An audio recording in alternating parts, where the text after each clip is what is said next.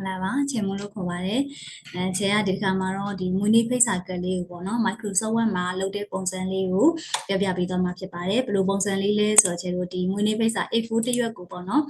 A4 တစ်ရွက်ကိုဒီလိုမျိုးဖိတ်စာလေး၄ခုရိုက်တဲ့ပုံစံလေးပေါ့နော်ဒီလိုမျိုးလေးလုပ်ပြပေးသွားမှာပါဒါဆိုရင်ဒီလိုပုံစံမျိုးလေးဘယ်လိုလုပ်ရလဲဆိုလို့ရှိရင်ချေတို့တစ်ချက်ကြည့်ကြည့်အောင်เนาะဒါကချေကလုပ်ပြီးသားလေးကိုပြပေးရဖြစ်ပါတယ်အဲ့ဆိုရင် Microsoft Word မှာကျတို့ကအရင်ဦးဆုံးပေါ့နော် A4 တစ်ရွက်မှာ A4 ကို landscape လေးယူပြီးတော့၄ခုလုံးမှာဖြစ်တဲ့အတွက်အခု A4 လေးကdownline လေးဖြစ်နေတယ်ပေါ့နော်ဆိုတော့အဲ့ဆိုရင်စာရွက်ချိန်တာလေးတွေကစာအရင်ပြန်လုပ်မယ်ပေါ့နော်ဒါဆိုကျတို့စာရွက်တွေချိန်မယ်ဆိုရင် page layout ကနေပြီးတော့မှ site ကကျတို့က A4 နဲ့ထုတ်မယ်ဆိုရင် A4 legal နဲ့ထုတ်မယ်ဆိုရင် legal ပေါ့နော်ဒါကတော့ကိုကြိုက်တဲ့လိုလေးပြောင်းလို့ရပါတယ်များသောအားဖြင့် A4 တစ်ရွက်ကို၄ခုထုတ်ချင်တာမျိုးဆိုရင်တော့ကျတို့ A4 လေးရွေးပေးရမှာပေါ့နော်နောက်တစ်ခုက orientation ကလက်ရှိရှိနေတာ portrait လေးဒါပေမဲ့ကျတို့က landscape လေးလိုချင်တာဖြစ်တဲ့အတွက် landscape လေးပြောင်းလိုက်ပါမယ်နော်ဒါလေးကိုကျတို့ zoom လေး view လေးချုပ်ကြည့်ခြင်းနဲ့ဆိုရင်ဒါလေးကနေပြီးတစ်ရွက်လုံးပေါ်အောင်လေးချုပ်ကြည့်လို့ရပါတယ်နော်ဒီလိုမျိုးလေးပါနောက်တစ်ခုကကျတော့ကျတို့ margin ကတော့ဒီမှာတကူတကချိန်စရာမလိုကျတို့ကဒီ design လုပ်မှာဖြစ်တဲ့အတွက်ကြောင့်မို့လို့ပေါ့နော်စာရိုက်မယ်ဆိုလို့ရှိရင်တော့ကိုကပုံမှန်နေထားဆိုရင်တော့မယ်နည်းနည်းလေးချင်းချင်းလေးဖြစ်ချင်တယ်ဆိုလို့ရှိရင် 0.5 လေးထားပေးရမှာပေါ့နော်အခုတော့ချိန်က normal လေးထားခဲ့လိုက်ပါမယ်ပြီးသွားပြီဆိုလို့ရှိရင်ကျတို့ font လေးကိုလည်းတခါလေးပြောင်းလဲခြင်းလည်းရတယ်မပြောင်းလဲရတယ်စာရိုက်မယ်ဆိုရင်တော့ font လေးကပြောင်းပြီးတော့ရိုက်တာပိုကောင်းတာပေါ့နော်အခုတော့ကျတို့က design လေးလုပ်မှာဆိုတော့ font လေးမပြောင်းသေးဘူးပေါ့နော် design လေးအရင်ယူလိုက်ပါမယ်ဒါဆိုရင်ကျတို့က font လေးအရင်လုပ်မယ်ခဏနေရ design လေးကိုပြန်သွားကြည့်မယ်ဆိုရင်ဒီပုံစံလေးပေါ့အရင်ဦးဆုံးလုံးမဲ့ပုံစံလေးကပေါင်းလေးအရင်ယူပါမယ်ပြီးရင်စာလေးတွေကိုတစ်ခုချင်းစီအရင်ရေးသွားမှာပေါ့နော်ဆိုတော့ကျတို့ကပေါင်းလေးအရင်ယူမယ်ဆိုပေါင်းလေးကဘယ်ထက်ယူမလဲဆိုကျတို့ shape ထက်ယူပါတယ် shape ထက်က၄တောင်လေးလိုချင်တယ်ဆိုရင်၄တောင်ဒီတောင်ကျိုးလေးလိုချင်တောင်ကျိုးအဝိုင်းဆိုအဝိုင်းဒီမှာရှိတဲ့ shape ပုံသဏ္ဍာန်တွေအားလုံးဒီနည်းတိုင်းပဲအားလုံးသုံးသွားလို့ရပါတယ်เนาะဒါဆိုလို့ရှိရင်ကျဲ၄တောင်လေးဖြစ်တဲ့အတွက်၄တောင်လေးယူလိုက်ပါမယ်ပြီးရင်ကျဲကဒီ၄တောင်ပုံစံလေးကိုမှန်းပြီးတော့ဆွဲလိုက်မယ်မှန်ပြီးဆွဲပြီးတော့ကျတို့ကဒီသူ့ကိုအကွာဝေးအတိအကျလေးလုပ်ချင်တယ်ပေါ့နော်အဲဆိုလို့ရှိရင်ကျတို့ကဒီလိပ်စာကလေးဆိုရင်ကိုကအပြင်မှာတိုင်းလိုက်ပေါ့ဘယ်လောက်လိုချင်တာလဲအလျားဆိုဘယ်လောက်လိုချင်တာလဲအနံဆိုဘယ်လောက်လိုချင်တာလဲဒါလည်းပေါ့နော်ကိုလိုချင်တဲ့လောက်ကို format ချလို့ရပါတယ်အလျားလေးကကြတော့ကျတို့ကဆိုတော့ဘယ်နှလက်မှထားလဲဆိုရင်အလျားလေးကိုကျတို့9လက်မှပေါ့နော်ဒါပုံမှန်လေးရိုက်မယ်ဆိုရင်အလျားလေးက9လက်မှအနံလေးကကြတော့ကျတို့ကဘယ်လောက်ထားမလဲဆိုရင် 3.5 ထားမယ်နော်အလျားလေးကsorry ဒါဆိုလို့ရှိရင်အလျားပေါ့နော်ဒါဆိုရင်ဒါလေးကအနံလေးက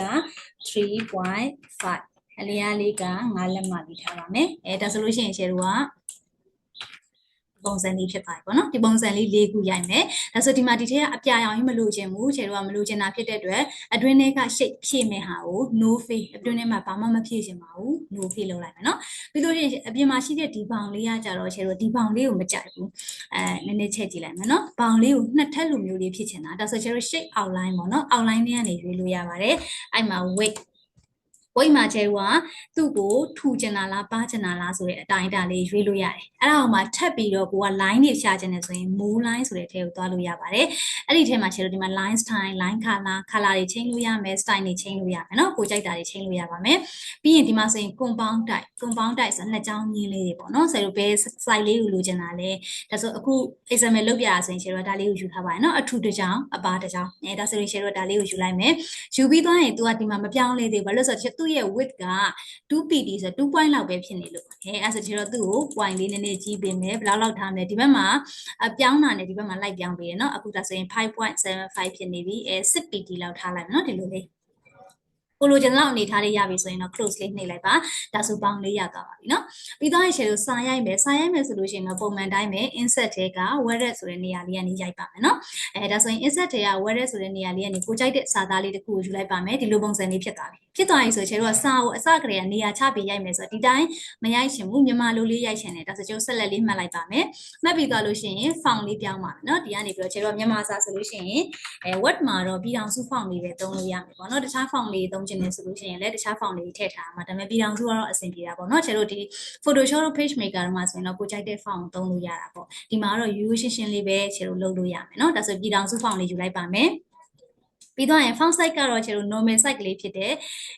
20လောက်ယူလိုက်ပါမယ်ပေါ့နော်20ပြီးတော့လို့ရှိရင်မြန်မာဖောင်ပြောင်းမှာဖြစ်တဲ့အတွက် control shift လေးနဲ့မြန်မာစာပြောင်းလိုက်မယ်ပြီးတော့လို့ရှိရင်အယောင်လေးကိုချဲအနက်ရောင်လေးပဲလိုချင်တာဖြစ်တဲ့အတွက်ဒီကနေအနက်ရောင်လေးယူလိုက်မယ်ပြီးပြီဆိုလို့ရှိရင်တော့ရိုက်လို့ရပါပြီเนาะမွေးနေ့မင်္ဂလာဖိတ်ကြားတော့လို့ချဲပြီးရိုက်လိုက်ဒါလေးကတော့ရိုက်လိုက်ပေါ့နော်ချဲ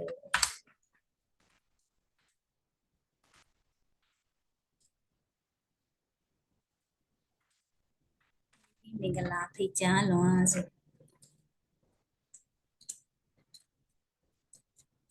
တန်းပြီးတော့ရိုက်သွားလိုက်ပါမယ်နော်ခြေကဒါလေးကိုတော့မှန်အောင်ရိုက်လိုက်မယ်နော်နည်းနည်းကြာနေမှာဆိုလို့ပါဒါဆိုမွေးနေ့မင်္ဂလာဖိတ်ကြားလွန်လို့အပေါ်မှာရိုက်လိုက်ပြီပေါ့နော်ဒီလိုပုံစံလေး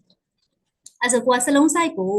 ဒီထက်သေးချင်သေးလားကြီးချင်သေးလားသူလေးကိုဆက်လက်မှတ်ပြီးတော့ဒီမှာ20ကနေပြီးတော့မှ18ထားမလားဒီလိုလေးလည်းလုပ်လို့ရပါတယ်နော်ကိုကြိုက်တဲ့ site ကလေးကိုယူပါပြီးသွားပြီဆိုလို့ရှိရင်တော့ဒီမှာခြေလို့ထားလိုက်မယ်ပေါ့ပြီးသွားပြီဆိုလို့ရှိရင်အလေကစာလေးရိုက်မယ်ပေါ့နော်စာလေးရိုက်မယ်ဆိုရင်လည်းခြေတို့ကခဏနေရနေ shape ကိုယူရဲဆိုလို့ရှိရင် font တွေပြန်ပြောင်းနေရမှာဖြစ်တဲ့အတွက်ခြေတို့ဒါလေးကိုပဲ copy ကူးလိုက်ပါမယ်အလေကစာလေးတွေသူ့ကိုဆက်လက်မှတ်မယ်ဆိုဒီ၄ဘက်လုံးမှာမြားလေးပေါ်လာနေဆက်လက်မှတ်မယ်ပြီးရင် control C control V ဆိုပြီးနှိပ်လိုက်ပါမယ်ဒါ copy ကူးလိုက်တာပါနော်ပြီးသွားပြီဆိုလို့ရှိရင်တော့ခြေတို့က